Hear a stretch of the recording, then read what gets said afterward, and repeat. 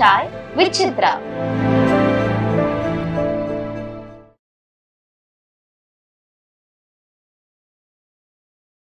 மாறுபட்ட கோணங்களில் கார்த்திக்கோட நடித்தது எப்படி இருந்தது?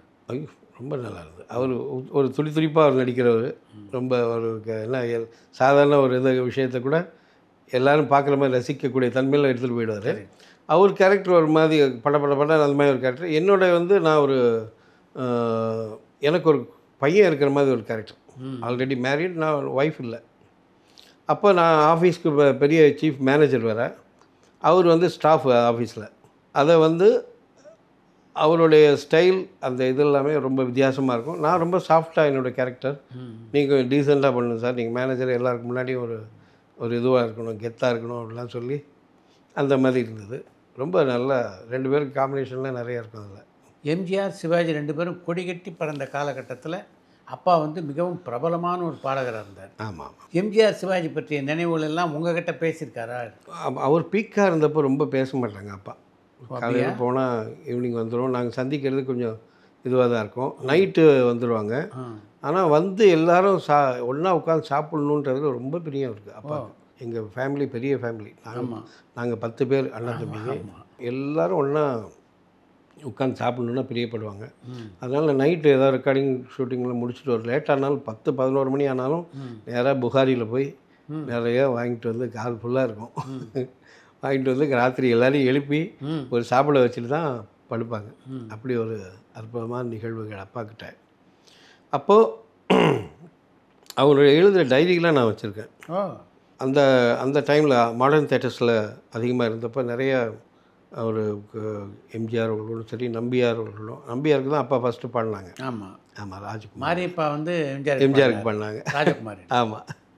சேலம் வீட்டுக்கு அடிக்கடி எம்ஜிஆர் அவர்களும் நம்பியார் அவர்களும் வீட்டுக்கு வருவாங்களாம். பேசிவிட்டு அதே மாதிரி சர்வாதிகாரின்னு ஒரு படத்தில் பாடியிருக்காங்கப்பா. அப்புறம் மர்மயோகி ரொம்ப ஃபேமஸ் ஆங்க. அது கண்ணின் கருமணியே கலாவதி நீ, இசை சேர் காவியம் நீயே, கவிஞனும் நானே. எஸ்.எம். சுப்பையா நாயுடு இசை. அதே மாதிரி இன்னொரு படம் சர்வாதிகாரியில் அழகா உனது கைகள் செய்த புண்ணியமே, அஞ்சலி தேவிமாக்கும் எம்ஜிஆர் 2 பேர் காம்பினேஷன். அதில் எம்ஜிஆருக்கு அப்பா பாடியிருப்பாங்க. தட்சிணாமூர்த்தி அவருடைய மியூசிக்கு ரொம்ப அற்புதமாக இருக்கும் அந்த பாட்டு. மந்திரிக்குமாரி அப்பா ஐயா அவர் தான் ஹீரோ. அந்த படத்தில் எம்ஜிஆர் அவர்கள் ஹீரோ. ஆனால் அப்பா பாடினது வில்லன். ஆமாம், எஸ்.ஏ. நடராஜன் வில்லனுக்கு தான். அந்த 2 பாட்டுமே அப்படி ஒரு சூப்பர் டூப்பர் ஹிட்டு. ஆஹா, அது நிறையா எனக்கு தெரிஞ்சு அவங்க பெரியவங்க, அந்த காலத்தில் இருந்த மக்கள் எல்லோரும் நான் சந்தித்தவங்கெல்லாம் சொல்லுவாங்க, இந்த பாட்டுக்காக படத்துக்கு போவோம்ப்பா. அதுக்கப்புறம் அந்த பாட்டு வர்ற நேரத்துக்கு மட்டும் கூட நாங்கள் டிக்கெட் வாங்கிட்டு போயிட்டு கேட்டுட்டு வருவோம். அந்த மாதிரிலாம் கேட்டிருக்காங்க அந்த பாட்டை. அப்படி ஒரு பாட்டு. அது இசை ஜி ராமநாதன் அவர்கள். அவங்க ஜிகே அம்மாவுக்கு 13 வயசு அந்த பாட்டு பாடும்போது. அப்பா இவன் எப்படி பாடியிருக்காங்க. அடே பட் ஜி ராமநாதன் விஷயம் தான் அப்பா பல அற்புதமான நிறைய பாடல்கள் பாடியிருக்காங்க. அதில் இந்த பாட்டு வாராய் நீ வாராய் அதில் ஒரு ஆமாம். அது மாடர்ன் தேட்டர் சுந்தரம் இருக்காங்க இல்லையா, அவர் இந்த பாட்டு ரொம்ப இழிவையாக இருக்க மாதிரி இருக்குப்பா, அந்த பாட்டு வேணாம் அப்படின்ட்டாங்க. முதல்ல படம் வர்றதுக்கு ஜி ராமநாதன் அவர்கள் என்ன சொன்னாரா, இல்லை நீங்கள் ஒரே ஒரு ஷோக்கு மட்டும் இந்த பாட்டு வைங்க, அதுக்கப்புறம் நீங்கள் என்னன்றது சொல்லுங்கள் அப்படின்னாரு. படம் முடிஞ்சு ஃபஸ்ட்டு ஷோ வெளியில் வர்றவங்க எல்லாருமே வாராய் வாராயின்னு தான் பாடிக்கிட்டு வராங்களாம். அப்படி ஒரு பாட்டு. ஆஹா, காமு ஷெரீப் அவர்கள், மருதகாசி அவர்கள் இணைந்து எழுதின பாட்டு. வாராய் நீ வாராய், போகுமிடம் வெகு தூரமில்லை, நீ வாராய். ஆஹா, மாருதம் வீசுவதாலே ஆனந்தம் பொங்குதே மனதிலே, இதனிலும் ஆனந்தம் அடைந்தே இயற்கையின் கலந்துயர் விண்ணினை காண்பாய், அங்கே வாராய். அமைதி நிலவுதே, சாந்தம் தவழுதே, ஓ அமைதி நிலவுதே, சாந்தம் தவழுதே, முடிவில்லா மோன நிலை சூடுதே.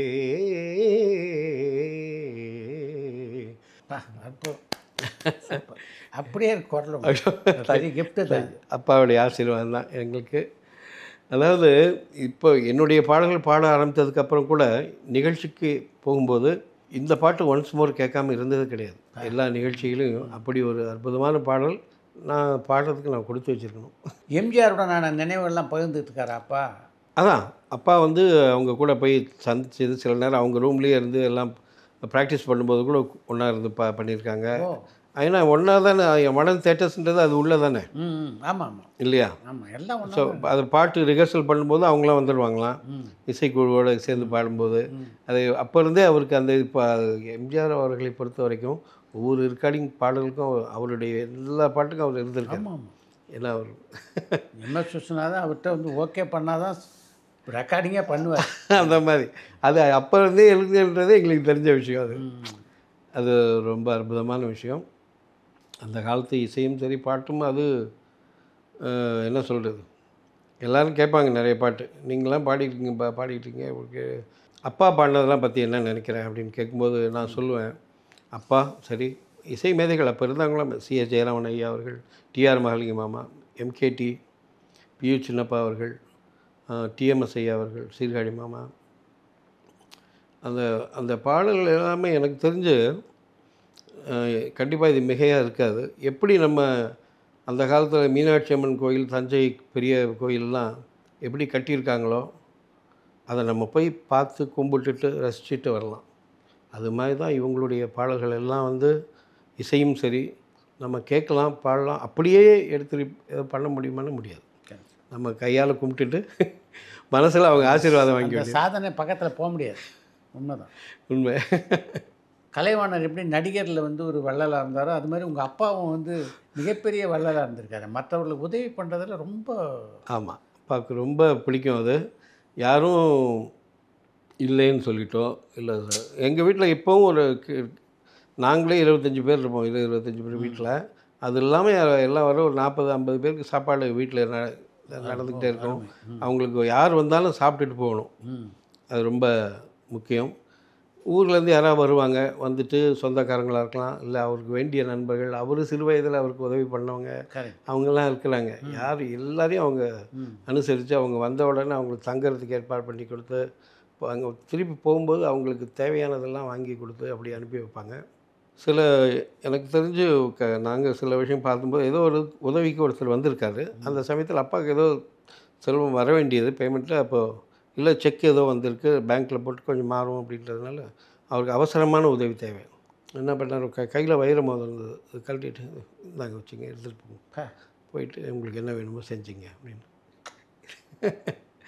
அது பெரிய மனசு. ஆமாம், அப்படி ஒரு மனசு. அதே மாதிரி இப்போ தங்கவேல் மாமா அவங்க வீட்டில் ஒரு இசை, அவங்க வீட்டில் வந்து நவராத்திரிக்கு ஒவ்வொரு நவராத்திரிக்கும் இசை நிகழ்ச்சி சிறப்பாக பண்ணுவார். அப்பா சில நேரம் போவாங்க, அப்பாவும் பாடியிருக்காங்க.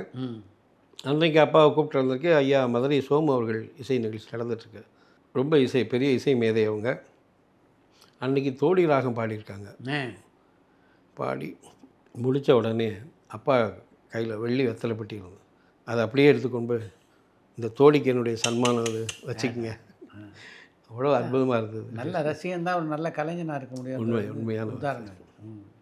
தான் பாடினாலும் பாடகனாக இருந்தாலும் நிறைய பேருக்கு வாய்ப்பு வாங்கி கொடுத்துருக்காங்க அப்பா, பாடகர்களுக்கு. ஆமாம், ஏன்னா தூக்கி திரைப்படத்தில் அப்பா தான் பாடகராக இருந்தது சிவாஜி மாமாவுக்கு. அப்போ வந்து ஏதோ ஒரு சின்ன இது ப்ரொடியூசர்கிட்ட இதில் வந்தோடனே இவர் என்ன சொல்லியிருக்காரு, பரவாயில்லையா நான் தான் பாடணுன்றதில்ல, இப்போ புதுசாக ஒரு தம்பி வந்திருக்காங்க மதுரையிலேருந்து, அவருக்கு நான் அவர்கிட்ட சொல்லி அனுப்புகிறேன், வருவார், அவரை பாட வைங்க இந்த படத்தில் அப்படின்ட்டாங்க. அப்பா போய் அங்கே ராஜாஜி சீவல் ஸ்டோன் மயிலாப்பூரில் இருக்குது, அந்த வழியே போகும்போது அவர் அங்கே வருவார் போகிறதுக்கு எப்போவும். டிஎம் சந்திரன். ஆமாம், அவரை பார்த்து அப்பா கைப்பட லெட்ரு கொடுத்து இந்த கம்பெனியில் போய் நீங்கள் பாருங்கள், பாருங்கள் உங்களை பாட வைப்பாங்கன்னு சொல்லி அனுப்பியிருக்காரு. அவருக்கு அந்த தூக்கி தான் அவரை தூக்கி விட்டதுங்கிறது எல்லாருக்கும் தெரிஞ்சது. ஆமாம், ஆனால் அதை வந்து சந்தோஷம் தான் பட்டிருக்காங்க அப்பா. அதுக்கு நான் போது அது நம்ம பாடாமல் அவருக்கு பாடி அவருக்கு வாய்ப்பு வந்துருச்சேன்னு சொல்லி எந்த காலத்துலையும் எங்கிட்ட சொன்னது கிடையாது. அது வரைக்கும் சிவாஜிக்கு அப்பா தானே பாடிட்டு இருந்தாங்க. ஆமாம், அப்பா தான் பாடிட்டு இருந்தாங்க. இந்த படத்தில் தான் அந்த மாறுதல் வருது. அடுத்தது அதையும் சொல்கிறாங்க, ஒரு பேட்டியில் சொல்லியிருக்காங்க. ஸ்ரீலங்காவிலேருந்து வந்து ஒரு பேட்டி கொடுக்கும்போது உங்களுக்கு பிடிச்ச குரல் ஆண் குரல் எதுன்னா டிஎம்எஸ் அவருடைய குரல் எனக்கு ரொம்ப பிடிக்கும்னு சொல்லியிருக்காங்க. அதே மாதிரி சீர்காழி மாமா அவர்கள் வந்து பொன் வயல் தான் நினைக்கிறேன், அதில் ஒரு பாட்டு பாடியிருக்காங்க. பாடிட்டு அதுக்கப்புறம் வாய்ப்புகள் இது பண்ணிகிட்டு இருக்கும்போது அப்பா வந்து பானை பிடித்தவர் பாக்கியசாலி துரைராஜ் அவர்கள். ஆமாம், டிஎஸ் துரைராஜ் சொந்த படம். ஆமாம், அவருடைய சொந்த படம். அவங்க வந்து அப்பாவை மாப்பிள்ளைலாம் கூப்பிடுவாங்க, ரொம்ப நெருக்கம். அப்பா அவருடைய பாட்டெலாம் ரொம்ப பிடிக்கும் அவருக்கு. நீங்கள் தான் மாப்பிள்ளை பூஜைக்கு வந்து பாடணும் அப்படின்ட்டாரு. பூஜை சாங் வந்து சுந்தரவாதியார் அவருடைய பாட்டு. புருஷன் வீட்டில் வாழ போகும் பொண்ணே தங்கச்சி கண்ணே சில புத்திமதிக சொல்லுறன் கேளு முன்னே, அரசன் வீட்டு பெண்ணாக இருந்தாலும் அம்மா கந்தை கொள்ளக்கூடாது என்னாலும். எப்படிப்பட்ட கருத்தெல்லாம் பாருங்கள். அதனால தான் பாட்டு பார்த்தா ஒரு பாட்டு அப்படி எடுத்தோம்னா ஃபுல் ஃப்ளோவில் பாடலாம், அந்த அளவு கருத்தாக இருந்தது. உண்மை. இந்த காலத்தில் மக்களும் அந்த மாதிரி இருந்திருக்காங்க. மாமனாரை மாமியாரை மதிக்கணும், உன்னை மாலையிட்ட கணவரை துதிக்கணும், சாம கோழி கூவையிலே விழிக்கணும், குளிச்சு சாணம் தெளித்து கோலம் போட்டு சமையல் வேலை துவக்கணும், புருஷன் வீட்டில் வாழ போகும் பொண்ணே. இப்போ பார்த்தா மாமனார் மாமியார்ன்றது ஒரு பக்கம், புருஷனை மதிக்கிறாங்களான்றது ஒரு உண்மை. எங்கே பார்த்தாலும் வாடா போடா நீடா அப்படி தான் நிறைய கேட்டுக்கிட்டு இருக்கிறோம். கரெக்ட். அதே மாதிரி இன்னொரு எனக்கு ரொம்ப வருத்தமான விஷயங்கள்லாம், எனக்கு தெரிஞ்சு சின்ன வயசுலேயும் சரி ஓரளவுக்கு வயதாக வரைக்கும் இந்த மாதிரி நிறைய இடத்துல விவாகரத்துன்னு ஒரு வார்த்தையை நான் கேட்டதே இல்லை. அது இப்போ தான் ரொம்ப அதிகம் ஆயிடுச்சு. அது வந்து எதனால் அந்த மாதிரி என்னன்றது தெரியல. எங்கள் வீட்டுக்கு எய்த்தாப்படியே ஒரு தாத்தா பாட்டி இருப்பாங்க. அவங்க தாத்தா முன்னாடி போயிட்டே இருப்பார், அவங்க ஒரு 2 அடி போயிட்டு பின்னாடி போயிட்டே தான் இருப்பாங்க. அவருக்கு 90 வயசு இருக்கும் அப்போவே. ஆனால் அவர்கிட்ட கேட்பேன், இப்படி என்ன தாத்தா நீங்களும் பாட்டியும் இவ்வளோ எப்போவுமே ஒரு ஒத்துமையாக இருக்கீங்க, நீங்கள் என்ன சொல்கிறீங்களோ அதை பண்ணிகிட்ருக்காங்க. ஆமாண்டா, எனக்கு கல்யாணம் ஆகும்போது எனக்கு 13 வயசு, அவளுக்கு 10 வயசு, 80 வருஷமாக பின்னாடி வந்துட்டுருக்காங்க. அந்த வயசு ஒரு முக்கியமான காரணம். என்னென்னா அவங்க வந்ததுலேருந்து இந்த திருமணமான கணவரோட வீடை தான் அவருடைய வீடாக ஆகிடுது.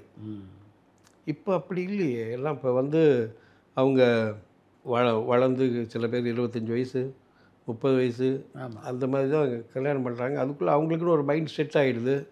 அது சரியாக ஒத்து வராமல் நிறைய விஷயங்கள் போகலானது கூட இந்த மாதிரிலாம் நடக்குதுன்னு நினைக்கிறேன். அது வந்து ரொம்ப வருத்தப்பட வேண்டிய விஷயம். அதே மாதிரி இசை நிகழ்ச்சிகள் நான் வந்து உங்களுக்கு தெரிஞ்சு நான் 74 என்னோடய மியூசிக் குரூப் ஆரம்பித்தேன். அதிலிருந்து அப்போ வந்து நான் சினிமாவில் இன்னும் பாடலை. ஆனால் 75ல் தூர்தர்ஷன் ரேடியோலாம் பாட ஆரம்பிச்சிட்டேன். அதையும் எப்படின்னா அன்பைக்குரிய மாமா டிஆர் பாப்பா அவர்கள் அடிக்கடி வீட்டுக்கு வருவாங்க அப்பாவை பார்க்க. வந்துட்டு இருக்கும்போது அவர் என்னுடைய அண்ணன் டிஎல் மகாராஜன் அவர் பாடிட்டு இருக்காருன்னு தெரியும். அவருடைய 12 வயசுலேருந்து சினிமாவில் பாடிட்டு இருக்காங்க. ஆமாம். இது இன்னொரு நான் உள்ளே பாடிட்டு இருந்திருக்கேன். அவர் அப்பா வந்து சம்மந்தின்னு தான் கூப்பிடுவார். சம்மந்தி இது யார் புதுசாக இருக்கிறது வாய்ஸ் யார்? என் பேர் சக்கரவர்த்தி ராஜரத்னம், அப்பா வச்ச பேர். நாதஸ்வர பிள்ளை திருவாடுதுறை ராஜரத்னம். அவர் நினைவாக இறந்த அவர் இறந்த வருஷம் தான் நான் பிறந்திருக்கேன். அவருடைய பேரை எனக்கு வச்சுருந்தாங்க. ராஜரத்னம் பாடுறான் அப்படி சொன்ன உடனே கூப்பிடுங்க அப்படின்னு வந்த உடனே கூப்பிட்டார். நீ தான் பாடிக்கிட்டு இருந்தியா? ஆமாம் ஆமாம். சரி ஒரு பாட்டு பாடு. நான் அப்பாவை பாட்டு தான் அதிகமாக பாடுவேன். கூவாமல் கூவும் கோகிலம் பொன் கொண்டாடும் காதல் கோமளம் யாரும் காணாமல் நாம் பாடும் கீதமே என்னாலும் அழியாது இசைவேதமே. அந்த பாட்டு அப்பாவோட பாட்டு பாடி முடித்தோன்னே நல்லா பாட்டிய, சரி வா நாளைக்கு வந்து ஆல் இண்டியா ரேடியோக்கோ அப்படின்னாரு. ஆல் இண்டியா ரேடியோக்கா? சரி போனோடனே அப்ளிகேஷன் கொடுத்துட்டாரு லைட் மியூசிக் செக்ஷனில் பாடுறதுக்கு. அதே மாதிரி இன்னொரு முக்கியமான விஷயம் இந்த நேரத்தில் சொல்ல விரும்புகிறேன். மதிப்பிற்குரிய இசைமணி மாமா அவர்கள் சீர்காழி கோவிந்தராஜன். அவங்க வந்து அப்பாவை ஒரு குரு மாதிரி தான் நினச்சிட்டு இருந்தாங்க நிறையா விஷயங்கள்லாம். அவங்க வீட்டில் எதுவாக இருந்தாலும் சரி, அவருடைய திருமண நாள் எதுவாக இருந்தாலும் அப்பாட்ட வந்து ஆசீர்வாதம் வாங்கிட்டு தான் போவாங்க. அப்பா மாமான்னு தான் ரொம்ப அழகாக கூப்பிடுவாங்க. நாங்கள் அவரை மாமான்னு கூப்பிடுவோம். நாங்களும் எதுவாக இருந்தாலும் அவர்கிட்ட போய் சொல்லிவிட்டு, அப்போது அவர்கிட்ட அப்பா சொன்னாங்க, போய் மாமாவை பார்த்து ஆல்ரெடி பாட போகிறேன்றது சொல்லிவிட்டு போ அப்படின்னாங்க. சரிங்க பாடணும். அவங்க வீட்டுக்கு போனோடனே மாமா வாங்க மாப்பிள்ள, அவர் ரொம்ப அற்புதமான அவருடைய இசை மாதிரியே ஒரு அழகான மனிதர். அவர் என்னை பார்த்தோன்னே கணிச்சு விட்டுவார் நம்மளுக்கு. வாங்க மாப்பிள்ள அப்படிம்பார். ரொம்ப ரொம்ப அழகாக இருக்கும் கேட்குறதுக்கு. தங்கமான மனுஷன். ஆமாம், அற்புதமான ஒரு மனிதர். அந்த நெருக்கம் இன்றைக்கி சிவச்சந்திரன் அவங்க கூடயும் அவர் நான் மாப்பிள்ளைன்னு கூப்பிடுவோம், அவர் என்ன மாமான்னு கூப்பிடுவார். அவ்வளோ நெருக்கம் இப்போவும் இருக்குது இறைவன் அருளில். என்ன விஷயம் சொல்லுங்கள் அப்படின்னாரு. வாங்க போங்கன்னு தான் பேசுவாங்க. சொல்லுங்கள் மாப்பிள்ளை, என்ன எந்த விஷயமா வந்தீங்க அப்படின்னாரு. இந்த மாதிரி மாமா பாப்பா மாமா கூப்பிட்ருக்காங்க பாட்டு. அப்படியா? இப்போ அப்போ தான் ஒரு ரெக்கார்டிங் முடிச்சுட்டு வந்திருக்காரு. என்ன பாட்டு பாட போகிறீங்க? அது வந்து எதுவும் ஒளிப்பதிவான பாட்டு, ரெக்கார்டில் வந்தது, சினிமாவில் உள்ள பாட்டு, அது எதுவும் பாடக்கூடாதே. என்ன பாட்டு பாட போகிறீங்க அப்படின்னு. அதுதான் மாமா பாரதியார் பாடல் எழுத. இல்லை கொஞ்சம் இங்கே வாங்க உட்காருங்க. நான் இப்போ தான் ஒரு பாட்டு பாடிட்டு வந்தேன், அந்த பாட்டு சொல்லித்தரேன், அப்படியே போய் பாடிடுங்க. அவருடைய எனக்கு அது ஒரு பாக்கியம். அவர்கிட்ட பாட்டு சொல்லிக்கூடிய ஒரு இது கிடைச்சிது. அது என்ன பாட்டுன்னா, முருகனுடைய பாடல். மனமே உனக்கேன் இந்த வாட்டம், மனமே உனக்கேன் இந்த வாட்டம், கண் எதிரே தெரியுது கந்த கோட்டம், குகனே குகனே எனக்கூவு, குகனே குகனே எனக்கூவு, உடன் வருவான் முருகன் மயில் மீது, மனமே உனக்கேன் இந்த வாட்டம், கண் எதிரே தெரியுது கந்த கோட்டம். சொல்லி கொடுத்தாரா? அதை அப்படியே மனசில் பதிச்சுக்கிட்டு வார்த்தைகளை எழுதி வச்சுக்கிட்டு நேராக அங்கே ஆல்டியர்கிட்ட போகிறேன். போன உடனே அங்கே நிறைய ஒரு 50-60 பேர் இருக்காங்க வெயிட்டிங். இந்த இன்டர்வியூ நடக்குது. எல்லாம் ஒருத்தர் போய் ஒரு 5 நிமிஷம் 10 நிமிஷம் ஆளே காணும். சில பேர் மெதுவாக தான் வராங்க. நான் போன உடனே அந்த மாதிரி லைட்டு அந்த ஷீட் கண்ணாடி கிளாஸ் எதுவும் மூடி இருப்பாங்க, யார் இருக்காங்க என்னன்னு தெரியாது. போனோடனே ஓகே நீங்கள் பாடலாம், உங்கள் பேர் என்ன? சக்கரவர்த்தி ராஜரத்னம். சரி பாடுங்க, என்ன பாட்டு? இந்த மாதிரி பாட போகிறேன் பாட்டு. உங்களுக்கு இதோடலாம் தெரியும்னு நினைக்கிறேன். இது வரைக்கும் வந்த பாட்டு வெளியில் ஆல்ரெடி ரேடியோவில் இதில் ஒளிபரப்பானதை பாடக்கூடாது அப்படின்னு சரின்ட்டேன். இந்த பாட்டு முதல் பல்லவி பாடுறேன். பல்லவி பாடி அதுக்கப்புறம் சரணம் இருக்குது. பல்லவி பாடி முடிச்சோடனே நீங்கள் போகலாம் அப்படின்ட்டாங்க. ஆஹா என்ன ஆச்சு, என்ன எதுவும் தெரியலையே, ஒன்றும் ஃபுல் பாட்டு கூட கேட்கலையா, சரியா போகல சரி வந்துட்டேன். வந்தோடனே அப்புறம் அடுத்த நாள் மாமா வந்தாங்க வீட்டு. அவரும் அங்கே இருந்திருக்காரு. சரி வந்து சொன்னார், அப்பாட்ட சொல்லிட்டு இருந்தார், மாப்பிள்ளை பல்லவிலே பாடி அசத்திட்டான், அதான் அதே போதும் நல்லா அனுப்பிட்டாங்களே. அப்போ தான் எனக்கு மூச்சு வந்துச்சு என்னெல்லாம். அது ஒரு பெரிய ஆசீர்வாதம். அந்த அவங்க இதுவும் இசைமணி அவருடைய பாடல்களை போய் நான் முதல்ல பாடி அது ஓகே ஆச்சு. அடுத்து அப்புறம் தூர்தர்ஷனில் அதே மாதிரி அப்பாவுடைய கலை நிகழ்ச்சிகளுக்காக போய் கேட்க சொல்லி நாடகத்துறையில் மதிப்புக்குரிய தஞ்சை வாணன் அவர்கள் கதாசிரியர் இயக்குனர் இருந்தாங்க. அவர் தான் இன்சார்ஜ். ஆமாம் இன்சார்ஜ் இருந்தாங்க. அவர்கிட்ட போய் அவரை பார்த்து பேசுகிறதுக்காக அங்கே போயிருந்தேன். போயிருந்தப்போ பார்த்துட்டேன்னு இங்கே பார்த்த மாதிரி இருக்கவொன்னு எங்கேருந்து வந்திருக்கேன், அப்பா பேரை சொன்னோன்னு, ஓ அப்படியா உட்காருன்னா உட்காந்தேன். பக்கத்தில் ஒரு பெரிய உட்காந்தாங்க. நான் அவரை அதுக்கு முன்னாடி பார்த்ததில்ல. சரியா நீ தான் நீயும் பாட்டு பாடுவியா அப்படின்னாரு. பாடுவாங்க. சரி ஒரு பாட்டு பாடேன். என்ன பாட்டு? உடனே அப்பா வந்து ஒரு பாடல் வந்து அப்பாவும் சரி சீர்காழி மாமாவும் அந்த படத்தில் பாடியிருக்காங்க.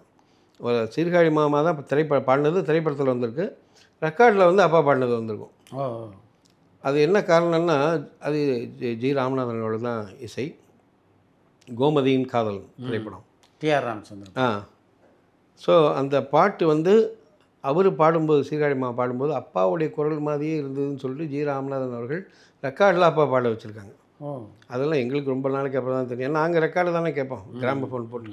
அது பாட்டு என்னென்னா, வானமீதில் நீந்தியோடும் வெண்ணிலாவே நீதான் வந்ததேனோ ஜன்னலுக்குள் வெண்ணிலாவே, வானமீதில் நீந்தியோடும் வெண்ணிலாவே நீதான் வந்ததேனோ ஜன்னலுக்குள் வெண்ணிலாவே, நானும் உன்னை பார்த்து விட்டால் வெண்ணிலாவே, நானும் உன்னை பார்த்து விட்டால் வெண்ணிலாவே, முகம் நாணியே மறைவதேனோ வெண்ணிலாவே, நாணியே மறைவதேனோ வெண்ணிலாவே, வானமீதில் நீந்தியோடும் வெண்ணிலாவே.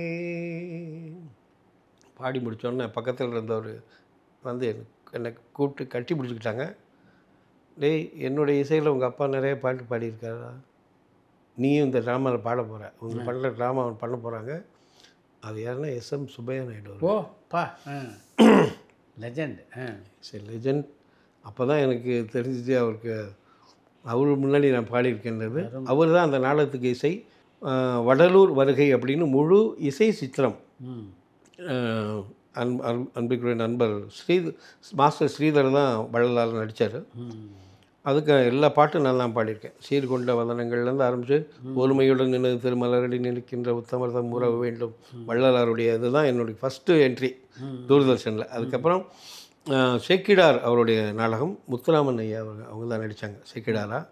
அதில் எஸ்வி வெங்கட்ராமன் அவருடைய இசையில் நான் பாடினேன். சோறு மணக்கும் இடங்கள் எல்லாம் சொல்லி அவர் அது நிறைய பாடல்கள் இருக்குது சேக்கிடாருடைய ட்ராமாவில். அது முதற்கொண்டு அதுக்கப்புறம் நிறைய பாடல்கள், தனி பாடல்கள், அப்புறம் வயலும் வாழ்வும் அதிலெல்லாம் கூட பாட்டு எடுத்து பாட வைப்பாங்க. அந்த மாதிரி ஒரு பெரிய அறிமுகம் எனக்கு தூர்தர்ஷனில் கிடைச்சது. அதுக்குள்ளே எனக்கு நிறைய ரசிகர்கள் இருந்தாங்க. அப்போ ராஜரத்னம்ன்ற பேர்லேயே எங்கே பார்த்தாலும் கூப்பிட்டு கேட்பாங்க, நான் இந்த பாட்டு நீ பாடியிருந்தீங்க நல்லா இருந்தது. திரைப்படங்களில் பாடணுன்ற ஆர்வம் அப்போ இருந்ததா மனசுக்குள்ள?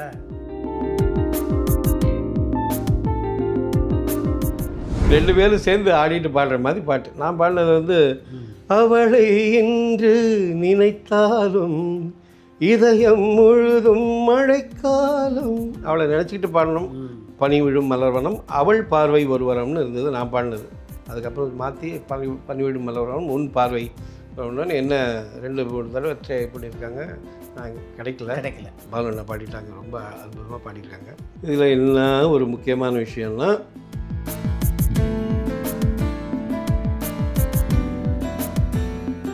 பரபரப்பான சினிமா செய்திகள், நட்சத்திரங்களின் பேட்டிகள், சினிமா வரலாறு ஆகியவற்றை பார்க்கவும் படிக்கவும் உங்களுக்கான இணையதளம் touringtalkies.co.